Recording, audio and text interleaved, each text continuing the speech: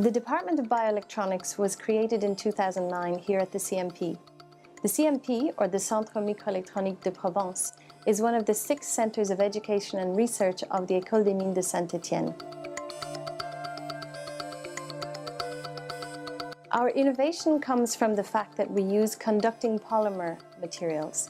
These are used in the place of traditional electronic materials.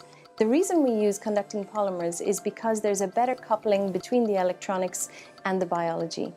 We're particularly interested in a 3-dimensional model of the blood-brain barrier. So the current project has been financed by the ANR, Agence Nationale de Recherche, to be able to study effects of drugs or other compounds on the blood-brain barrier.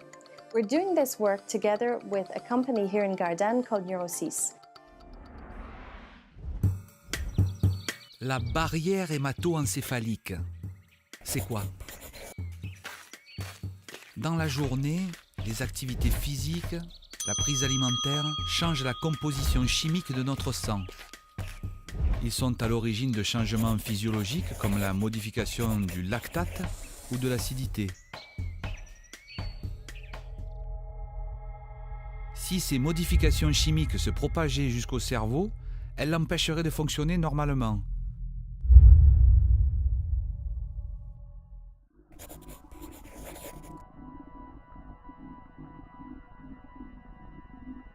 Les vaisseaux sanguins qui traversent le cerveau sont tapissés de cellules filtres qui forment une barrière de protection, la barrière hémato-encéphalique.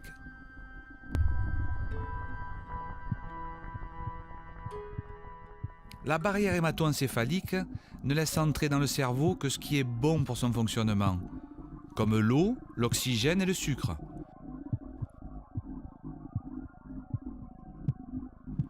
Elle bloque les toxines et les molécules étrangères qui pourraient être dangereuses.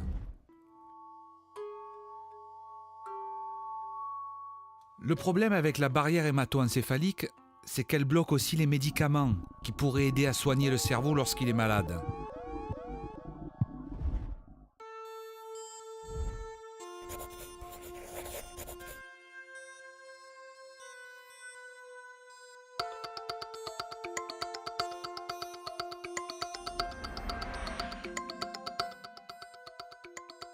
Alors bien entendu, les cellules nerveuses, eh bien, elles ont besoin du sang pour pouvoir simplement vivre. Le problème, c'est que dans le sang, il y a des molécules qui pourraient être toxiques pour les neurones, et donc il faut qu'il y ait une espèce de barrière sélective entre le compartiment sanguin et le neurone. Et cette barrière sélective, c'est ce qu'on appelle la barrière hémoméningée ou hémato-encéphalique. Et normalement, à l'état, je dirais, physiologique, eh bien, ce transport se fait en général par des méthodes actives. Il y a dans les cellules endothéliales qui bordent les vaisseaux, lesquels se trouvent dans le cerveau, il y en a de très très très nombreux, il y a un transport actif de ces molécules à travers cette barrière, et bon, ça peut nourrir les neurones. Donc il est tout à fait important de disposer de méthodes qui, in vitro, en culture de cellules, permettent de voir si une molécule peut traverser ou non la barrière hémato-encéphalique. Alors on a mis au point, du reste en collaboration avec l'école des mines, on a mis au point cette barrière hémato-encéphalique avec des cellules. Alors c'est tout à fait intéressant parce que notre système comprend 2 compartiments, un compartiment qui mime le compartiment sanguin, les cellules endothéliales, ce qu'il y a sous les cellules endothéliales qui est un support poreux, qui pourrait représenter ce qu'on appelle la membrane basale dans le vaisseau, dans le micro-vaisseau, et puis en dessous, on a nos neurones et nos astrocytes. Et on met dans le compartiment du dessus une molécule, et on regarde si elle est efficace sur les neurones qui sont en dessous, qu'elles soient toxiques ou qu'elles soient neuroprotectrices. On peut étudier effectivement les effets de molécules toxiques.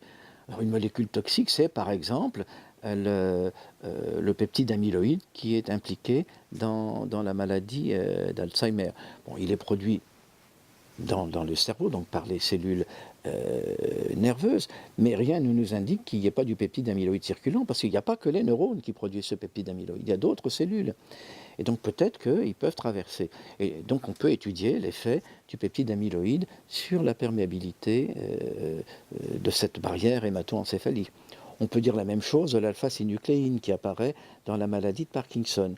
Les pistes que Neuro6 voudrait développer, c'est très clairement des systèmes expérimentaux qui permettraient d'évaluer l'efficacité de nouvelles molécules mises au point ou développées par l'industrie pharmaceutique pour précisément voir eh bien, si ces molécules sont capables de traverser la barrière hémato-encéphalique et donc atteindre les cellules cibles.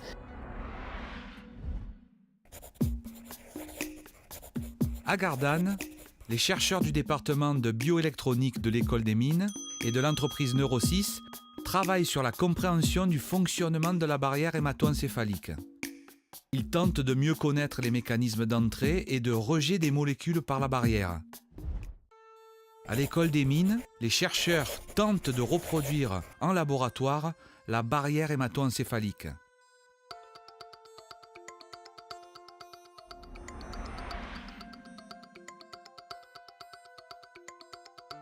Le sujet de ma thèse consiste à développer un modèle 3D de la barrière hémato-encéphalique à partir de cellules humaines que l'on peut cultiver sur des dispositifs électroniques qui nous permettent d'avoir un enregistrement continu de l'activité électrique des cellules. Donc pendant ma thèse, j'essaie de cultiver ces cellules sur nos dispositifs dans un mode tridimensionnel qui nous rapproche de l'in vivo, tout en nous permettant de nous passer des expériences sur les animaux, pour des tests de toxicologie par exemple. Pour donner un exemple, nous travaillons actuellement sur un modèle d'échafaudage qui ressemble à une sorte d'éponge dans lequel nous pouvons cultiver ces cellules et cet échafaudage est conducteur et donc on peut suivre électriquement l'état et le développement de la barrière au cours du temps. On a donc ensemencé dans cet échafaudage des milliards et des milliards de cellules. Puis on l'a coupé pour en faire des tranches et les observer au vidéomicroscope. Qu'est-ce qu'on y observe? Ceci. Toutes les structures vertes représentent des cellules. Ces cellules sont donc cultivées dans les trous de notre structure poreuse, dans les trous de notre éponge. Cette image est bien la preuve que cet échafaudage, donc notre éponge, est capable d'accueillir les cellules, de leur permettre de se multiplier et de coloniser tout le matériau. Il est donc biocompatible et des enregistrements électriques nous ont donné la preuve que nous étions capables de détecter leur présence. Nous avons placé cet échafaudage à l'intérieur d'un dispositif nous permettant de faire des mesures électriques. Mais nous avons encore besoin de l'améliorer afin qu'il puisse être exploité par notre partenaire Neuro6. Ce modèle pourra être utilisé par Neuro6 qui développe de son côté des molécules innovantes à partir de plantes médicinales. Neuro6 est une société de biotechnologie spécialisée dans les maladies neurodégénératives. Neuro6 est composé essentiellement de chercheurs, neuropharmacologues, pharmaciens, ingénieurs de recherche, tous spécialisés dans les maladies neurodégénératives. L'équipe de Neuro6 a mis en place ses propres plateformes neuropharmacologiques qui permettent de modéliser les pathologies neurodégénératives, ce qui nous permet ainsi de faire de la mesure d'efficacité de molécules qui soient d'origine synthétique ou naturelle. Nous travaillons avec le laboratoire Bell depuis la création de la société, il y a un peu plus de 3 ans et demi. Justement, ils utilisent nos plateformes neuropharmacologiques et nos modèles pour étudier la mesure de potentiel, par exemple électrique et autres, de neurones.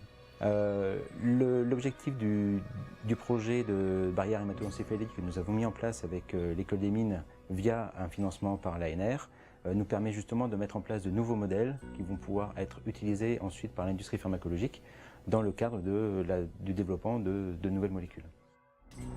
Le projet 3BS, développé en commun par cette équipe de chercheurs et soutenu par l'Agence nationale de la recherche, représente une avancée importante pour faciliter l'étude des maladies du système nerveux central et tester les médicaments de demain.